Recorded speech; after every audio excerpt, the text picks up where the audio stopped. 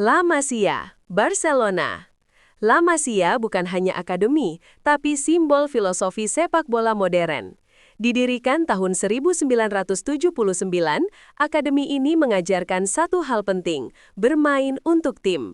Sejak usia 10 tahun, anak-anak belajar tiki-taka, umpan pendek, kontrol bola, dan berpikir cepat.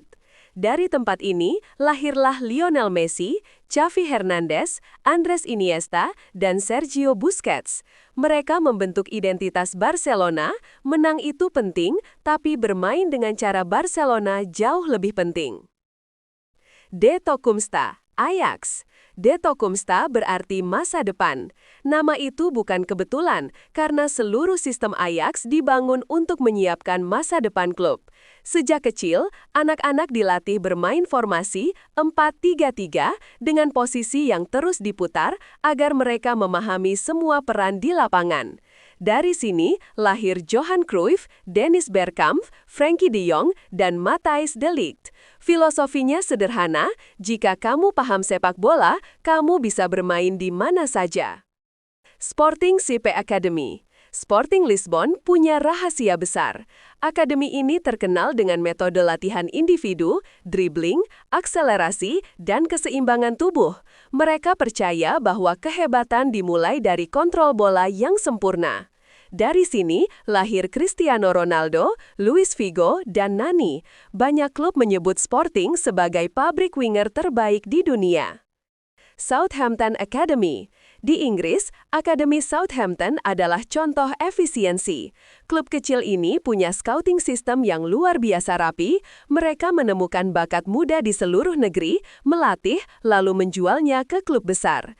Dari sinilah Gareth Bale dan Theo Walcott bermula. Filosofi mereka sederhana, kami tidak bisa membeli bintang, jadi kami harus menciptakannya. Santos FC Academy. Di Brasil, sepak bola bukan teori, tapi kebebasan. Akademi Santos membiarkan anak bermain dengan gaya mereka sendiri yang penuh kreativitas. Neymar, Robinho, dan tentu saja Pelé lahir di sini. Santos menggabungkan futsal dengan sepak bola lapangan, membentuk pemain yang lincah dan imajinatif. Mereka membuktikan bahwa seni dan sepak bola bisa berjalan bersama. Right to Dream Academy. Di Afrika Barat, ada akademi yang berbeda. Mereka bukan hanya melatih pemain, tapi juga membangun manusia. Mereka memberi pendidikan formal, karakter, dan kesempatan hidup lebih baik. Banyak alumninya kini bermain di Eropa, termasuk Muhammad Kudus, Simon Adingra, dan Kamaladen Sulemana. Bagi mereka, sepak bola bukan sekedar karir, tapi harapan. Red Bull Academy.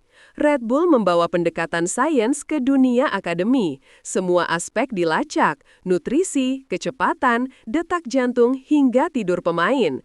Akademi ini terhubung secara global. Filosofinya adalah energi, pressing, dan eksplosivitas. Dari sini lahir Dominik Szoboszlai yang dibina sejak usia muda di sistem Red Bull.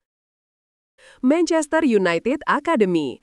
Akademi MU sudah mencetak bintang selama lebih dari 70 tahun. David Beckham, Paul Scholes, dan Ryan Giggs semua berasal dari sini. Bahkan di masa kini, Marcus Rashford dan Alejandro Garnacho melanjutkan tradisi itu. Filosofi mereka sederhana, once a red, always a red.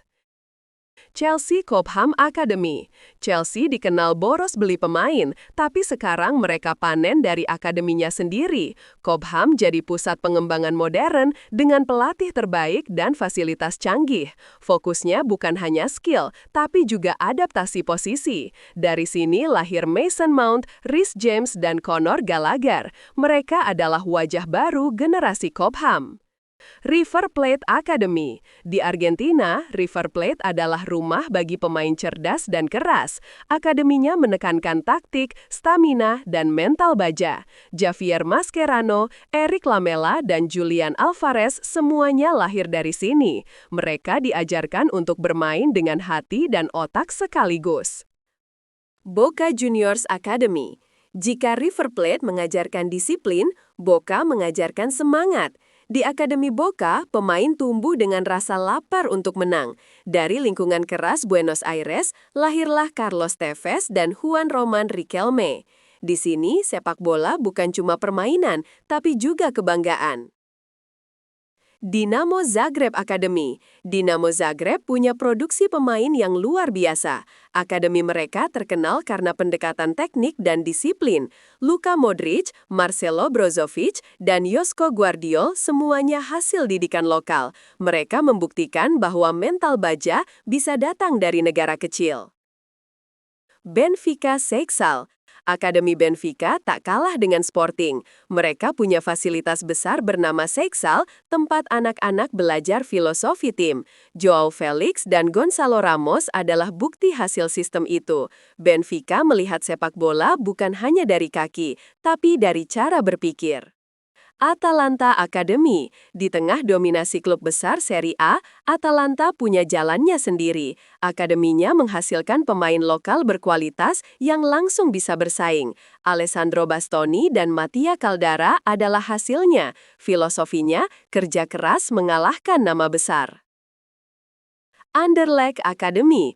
RSC Anderlecht punya akademi emas. Romelu Lukaku dan Yuri Tielemans belajar di sini. Mereka fokus pada kecerdasan ruang dan visi bermain. Akademi kecil ini berperan besar membentuk generasi emas Belgia. Fluminense Academy. Fluminense punya tradisi panjang membentuk pemain bertalenta tinggi. Mereka menggabungkan musik, ritme, dan bola, ciri khas Brasil sejati. Dari sini lahir Marcelo dan Fabinho. Setiap latihan diakhiri dengan satu pesan, bermainlah dengan senyum. Kashiwa Reysol Academy. Di Jepang, sepak bola dijalani seperti seni bela diri. Akademi Kashiwa Reysol menanamkan disiplin dan kerja tim ekstrim. Hasilnya, pemain yang dilatih berpikir sebelum bergerak cepat, tapi terukur. Alumni ternama yang berkembang di sini termasuk Yuta Nakayama dan Hidekazu Otani. Mereka membuktikan pemain Jepang dilatih untuk cepat dan terukur. Genk Academy. Akademi ini mungkin yang paling underrated. Dari sinilah muncul Kevin De Bruyne, Thibaut Courtois, dan Leandro Trossard. Klub kecil yang lebih fokus membina daripada membeli. Filosofinya tegas, pemain dulu, uang nanti. Dan hasilnya, generasi emas Belgia berawal dari sini.